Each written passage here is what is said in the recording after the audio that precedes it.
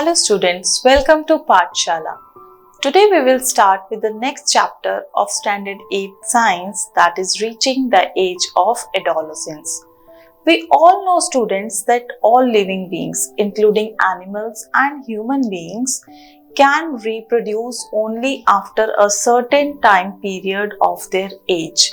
And these reproductive changes that are seen in the body are because of the change in hormones in our body. So we will study about all these things in this chapter. First, we should know that what is adolescence and what is puberty.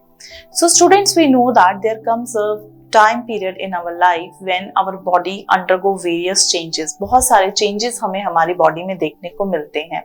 And that time period usually starts at the age of 11 years और 18 years या 19 years तक हम अपनी body के अंदर different changes को notice करते हैं.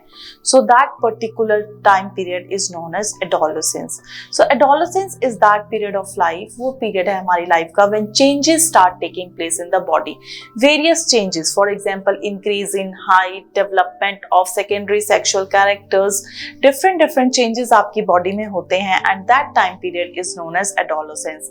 And what it results into when a teenager basically is reaching the age of adolescence, that means कि वो result कर रहा है reproduction maturity में, ठीक है? Individual is capable to reproduce. Fine. So it begins around the age of 11 and lasts up to 18 or 19 years of age. Females के अंदर ये जो period है ये कुछ 1-2 साल पहले जल्दी आ सकता है. It may come earlier, but generally it starts from the age of 11 and it continues up to the age of 18 or 19 years. Adolescents are also called as teenagers, as teenage period is also covered up in adolescence. ये जो आपका time period होता है, ठीक है, 11 years, 12 years से 18 years तक का, इस time period में आप लोग teenagers होते हैं. क्योंकि ये teenagers वाला जो time period है वो adolescence period के अंदर ही जो है cover up होता है, इसीलिए जो teenagers हैं हम उनको adolescents भी बोलते हैं. So this results in the onset of puberty. Now what is puberty? Puberty means एक जो individual है वो capable हो गया है to reproduce, ठीक है? Reproduction जो है, reproductive maturity जो है उसने gain कर ली है and that is onset of puberty, यानी कि puberty जो है उसने achieve कर ली है. So जब ये adolescence का period जो है ये आपकी life में आता है तो that basically means that you are achieving puberty.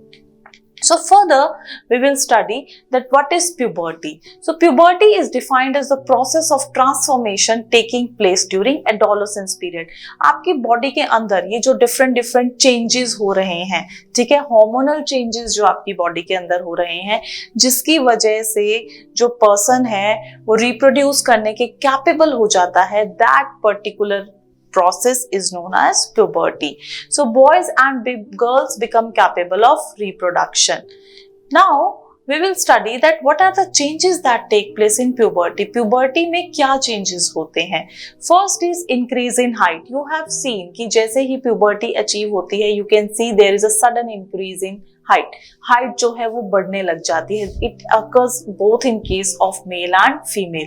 So the most visible change noticed during puberty is increase in height. सबसे visible change जो आप देख सकते हैं, ठीक है, जो सभी notice कर सकते हैं, that is increase in height. So there is a sudden increase in height. एकदम से आपकी height जो है increase करती है and it is because the bone of arms and legs elongate.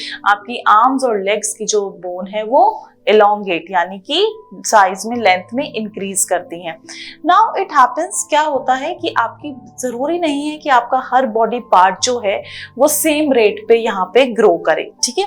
तो कई बार क्या होता है, यू हैव सीन दैट जो लेग्स हैं या जो आर्म्स हैं वो कंप्लीट बॉडी की प्रोपोर्शन अगर हम देखें तो लेग्स जो है वो ज्यादा जो है elongate हो जाती हैं, आर्म्स ज्यादा elongate हो जाती हैं.